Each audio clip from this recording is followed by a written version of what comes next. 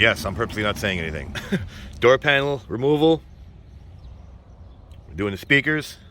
Hence. And now let's take this guy out. Wow. Weighs nothing. Awesome. Now, if it were me in my install, this is just more instructional. If they do not have this plate, because this is the actual speaker, you chop it out. Chop all of it out. Chop it, chop it, chop it, chop it. And this becomes your bracket, because the speaker is the actual bracket. You see what I'm saying? So then this becomes your bracket. I'll double check and see if there's actually a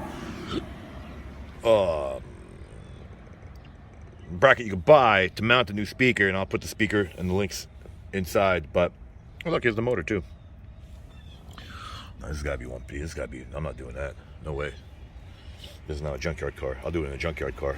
Take these guys off. But this is just for speakers. So like it, don't like it. Hey, look, there's a cat. Stray cats.